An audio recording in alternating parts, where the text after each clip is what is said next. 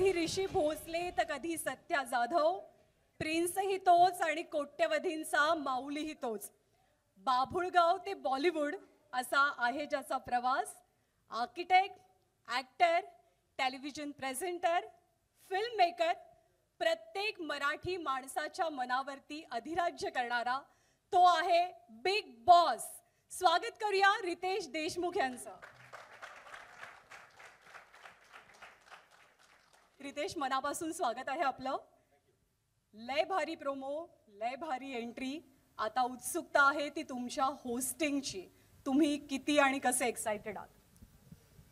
सर्वप्रथम वेळात वेळ काढून आपण सर्व इथे आलात त्याबद्दल मी तुमचा अत्यंत अत्यंत आभारी आहे. आणि एवढं सुंदर इंट्रोडक्शन मला 20 वर्षात कधीच मिळालं नाही, त्यासाठी मी तुमचा आभारी आहे. खरं म्हणजे बिग बॉसचा मी प्रचंड मोठा फॅन आहे ह्या फॉर्मॅटचा, या शोचा. आणि आज ही संधी मला दिल्याबद्दल मी कलर्स टीव्हीचे आभार मानतो. आणि मी प्रचंड एक्सायटेड आहे, कारण का हा माझा आवडता फॉर्मॅट आहे. अतिशय एंटरटेनिंग आहे, इमोशनल आहे. आणि कुठेतरी मला वाटतं की प्रेक्षक म्हणून तुम्ही जुडलेच असता. प्रत्येक गोष्टी ज्या ज्या गोष्टी शोमध्ये होतात, पण मला वाटतं की दॅट कनेक्शन जे प्रेक्षकांचं आणि कंटेस्टंटचं असतं, आता होस्ट आणि contestant, it's going to be exciting. Exciting आहे असं तर तुम्ही म्हणालातच. या शोबद्दल जेव्हा तुम्हाला पहिल्यांदा विचारलं गेलं तेव्हा तुमची रिॲक्शन काय होती? माझी पहिली रिॲक्शन होते की खरंच आपण, माझी करण्याची तर इच्छा होतीच, परंतु ॲक्च्युली आमची टसल बऱ्याच दिवसांपासून चालू होती की कधी होतोय. माझा पहिला प्रश्न कधी होतं. मला करायची तर इच्छा आहे, पण कधी होतं हा खरंच फार महत्त्वाचा प्रश्न होता.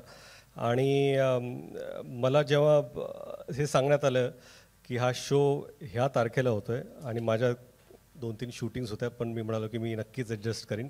आणि आय एम एक्सायटेड की 2-3 शूट्स मी अलीकडे पलीकडे पुश केलं आहे हा शो करण्यासाठी. होकार देण्याचं एकदम जेन्युइन रिझन किंवा एखादं खूप स्ट्रॉंग रिझन की हो मला हा शो करायचाच आहे? जो एका शोचा फॅन असतो त्याला जेव्हा ही संधी मिळते तो हो म्हणणारच आहे. आणि होस्टिंग बिग बॉस मला वाटतं की ऑपॉर्च्युनिटीपेक्षा जास्त it's an honour, and I am extremely humbled and honoured to be hosting this show. आता एखाद्या टेलिव्हिजन शोचं होस्टिंग करण्याचा तुमचा काही हा पहिला अनुभव नाही, याआधी सुद्धा तुम्ही केलेला आहे होस्टिंग, पण आता बिग बॉससाठी काही स्पेशल तयारी केली आहे? आता तयारी सुरू आमची झालेलीच आहे. आणि सर्व टीमबरोबर बऱ्याच वेळा आमच्या चर्चा झालेल्या आहेत, ब्रेनस्टॉर्मिंग सेशन झालेले आहेत.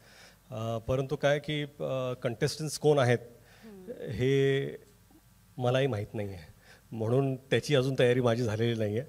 फॉर्मॅटची ऑफकोर्स चर्चा झाली, कसं व्हायला पाहिजे. रिहर्सल्स पण सुरू आहेत आणि अजून होणार पण आहेत. But it's exciting. आपण म्हणालात की आपण स्वतः या शोचे खूप मोठे फॅन आहात, तर या शोची अशी एखादी गोष्ट जी तुम्हाला खूप अट्रॅक्ट करते, खूप आवडते? मला वाटतं कुठल्याही शोज चालण्यासाठी ना त्या शोचे इमोशन्स कनेक्ट होणं फार गरजेचं असतं. कंटेस्टंट्स येतात, त्यांच्याबद्दल आपल्याला काहीतरी माहिती असते, परंतु ती लोक व्यक्ती म्हणून कशी असतात त्या शोमध्ये 10व्या-12व्या दिवसानंतर आपल्याला कळायला सुरू होतं. त्यांच्यावरती जे जे प्रेशर्स असतात, जसं त्यांना सामना करावा लागतो, त्या प्रेशरबरोबर ते कसे होतात, कुठल्या लोकांशी त्यांची मैत्री होते, ते मॉरली कुठे करेक्ट आहेत. काय आहे की प्रत्येकजण प्रत्येक वेळी मॉरली करेक्ट असू शकत नाही, आपणही नसतो, कोणी नसतं. परंतु योग्य वेळी तुम्ही काय स्टँड घेता त्याच्याशी ऑडियन्स कनेक्ट होतं. आणि ते कुठेतरी प्रत्येक कंटेस्टंटमध्ये इनबिल्ट असतं. आणि मला वाटतं की तीच गोष्ट मला फार आवडते. बिग बॉसची खासियत म्हणजे बिग बॉस या शोची जितकी चर्चा होते तितकीच चर्चा त्याच्या होस्टची सुद्धा होते. सो तुम्ही आता त्या क्लबमध्ये आलेला आहात. आणि सलमान खान ऑफकोर्स तुमचे सगळ्यात चांगले मित्र, तुमच्या मैत्रीचे खूप किस्से आम्ही ऐकलेत, पाहिले तुम्हाला एकत्र. काही टिप्स घेतल्यात किंवा मिळाल्यात? काय माहिती आहे का, ते जसं होस्ट करतात ना, तसं मला वाटत नाही जगात, भारतात सोडा, जगात हा एक जगातला सर्वात मोठा प्लॅटफॉर्म आहे. जगात कोणीही होस्ट करू शकत नाही. त्यांची एक इनबिल्ट नॅचरल स्टाईल आहे, त्यांचा एक ॲटिट्यूड आहे, त्यांचा एक स्वॅग आहे, तो फक्त त्यांचाच आहे. आणि खरं म्हणजे त्यांना पाहून तर बरंच काही कळतं की कसं इंटरॅक्ट करायला पाहिजे, कुठल्या मर्यादा जपल्या पाहिजेत. आणि कसं आहे की कंटेस्टंट जसे स्टँड घेतात तसं होस्टला सुद्धा स्टँड घेणं गरजेचं असतं. आणि तिथं एक थिन लाईन असते की ते तुमच्या स्वभावामुळे तुम्ही एक स्टँड घेऊ शकता, परंतु एथिकली मॉरली तो स्टँड त्यावेळेस घेणं फार गरजेचं असतं. आणि I will try and take that stand. तुम्ही खूप मोठे मल्टीटास्कर आहात. तुम्ही ॲक्टर आहात, फिल्ममेकर आहात, प्रोड्युसर आहात, तुम्ही टेलिव्हिजन प्रेझेंटर आहात, आणखी नव्यानं आता भूमिकेमध्ये तुम्ही येताय. हे स्टार्टअप आहे तुमचा. हे सगळं मल्टीटास्किंग तुम्हाला काय शिकवतं, काय देतं? सर्वात प्रथम ना, मी सीकर आहे. मला नवीन नवीन गोष्टी करायची फार इच्छा असते.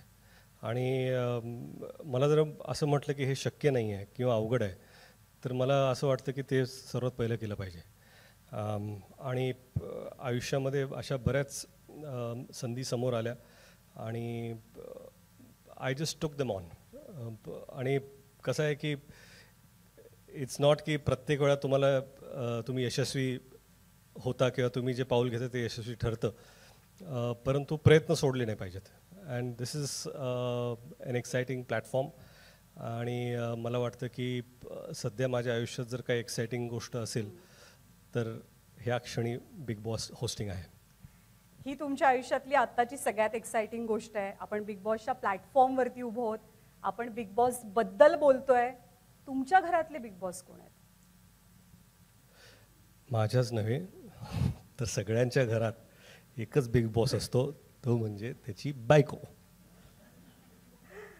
सुपर. आता आम्ही सगळेजण खूप एक्साइटेड आहोत. तुम्ही जितके एक्साइटेड आहात त्याच्यापेक्षा जास्त उत्सुकता आय एम शुअर आपल्या सगळ्यांना आहे, सगळ्या प्रेक्षकांना आहे, तुम्हाला एका वेगळ्या अंदाजात आणि नवीन रूपात बघण्याची. त्यासाठी अर्थात शुभेच्छा सुद्धा आहेत. थँक्यू. हा इव्हेंट आपल्याला पुढे न्यायचा आहे आणि बिग बॉसचा हा सगळा मोठा घाट घालण्यासाठी कलर्स मराठी वाहिनी आणि एंडमॉल शाईन इंडियाचे जे पिलर्स या शोच्या पाठीमागे उभे आहेत, तर त्यांना आपण आता मंचावरती चैन, president general entertainment Viacom, Kedar Shinde, head programming Colors Marathi,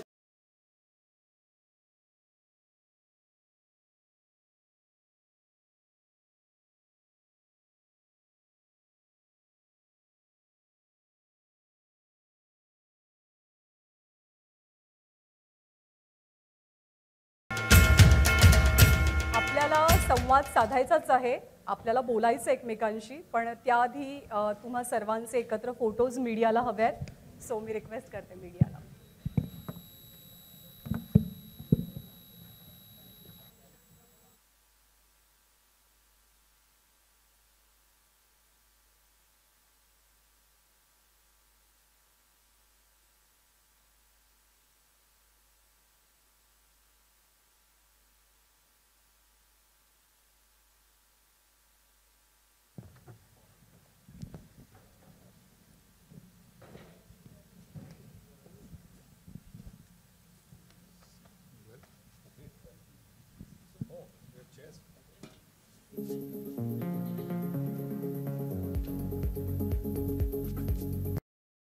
पुन्हा एकदा मनापासून स्वागत.